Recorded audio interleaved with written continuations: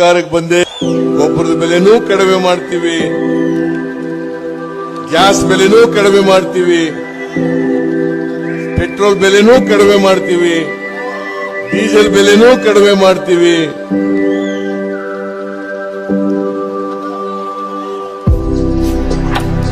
ಆದ್ರಿಂದ ರಾಜ್ಯದ ವ್ಯಾಪ್ತಿಯಲ್ಲಿ ಬರ್ತಕ್ಕಂಥ ಎಲ್ಲ ತೀರ್ಮಾನಗಳನ್ನು ಕೂಡ ಮಾಡ್ತೀವಿ. और अभी तो रुको, क्लाइमैक्स अभी बाकी. ತೈಲ ಬೆಲೆ ಏರಿಕೆಯಿಂದ ಆಗ್ತಕ್ಕಂಥ ಎಫೆಕ್ಟ್ ಏನಪ್ಪಾ ಅಂತಂದ್ರೆ ಎಲ್ಲ ಅಗತ್ಯ ವಸ್ತುಗಳ ಬೆಲೆ ಏರ್ಬಿಡ್ತವೆ. ಅಡಿಗೆ ಎಣ್ಣೆ ಇರ್ಬೋದು, ದವಸ ಧಾನ್ಯಗಳಿರ್ಬೋದು, ತರಕಾರಿ ಇರ್ಬೋದು, ಹಣ್ಣಿರ್ಬೋದು, ರೈತರು ಕೊಂಡ್ಕೊಳ್ತಕ್ಕಂಥ ಪದಾರ್ಥಗಳಿರ್ಬೋದು, ಸಿಮೆಂಟ್ ಕಬ್ಬಣ ಇರ್ಬೋದು, ಇವೆಲ್ಲ ಬೆಲೆಗಳು ಕೂಡ ಏರ್ಕೊಂಡು ಹೋಗ್ಬಿಡ್ತವೆ. ಹೇಗೆ ಸಾಮಾನ್ಯ ಜನ ಜೀವನ ಮಾಡೋದು ಹೇಗೆ? ಊಟಕ್ಕಿಲ್ಲ ಇವತ್ತು ಅಂತ ಪರಿಸ್ಥಿತಿ ನಿರ್ಮಾಣ ಆಗಿದೆ.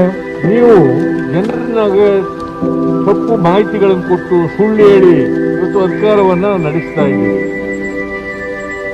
ನಿಮಗೆ ಅಧಿಕಾರದಲ್ಲಿ ಇರ್ಲಿಕ್ಕೆ ಯಾವ ಯೋಗ್ಯತೆನೂ ಕೂಡ ಇಲ್ಲ. ಪೆಟ್ರೋಲ್ ಮೇಲಿದ್ದಂತ ಅಡಿಷನಲ್ ಎಕ್ಸೈಸ್ ಡ್ಯೂಟಿ ರಾಜ್ಯ ಸರ್ಕಾರ ಪೆಟ್ರೋಲ್ ಮೇಲೆ ಸೇಲ್ ಟ್ಯಾಕ್ಸ್ 35%, ಡೀಸೆಲ್ ಮೇಲೆ 24%, ಮೂಲ ಬೆಲೆ 35-36 ರೂಪಾಯಿ, ಟ್ಯಾಕ್ಸು 60-65 ರೂಪಾಯಿ.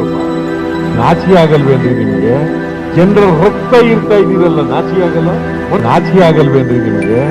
ಜನರ ರಕ್ತ ಇರ್ತಾ ಇದ್ದೀರಲ್ಲ, ನಾಚಿಕೆ ಆಗಲ್ಲ?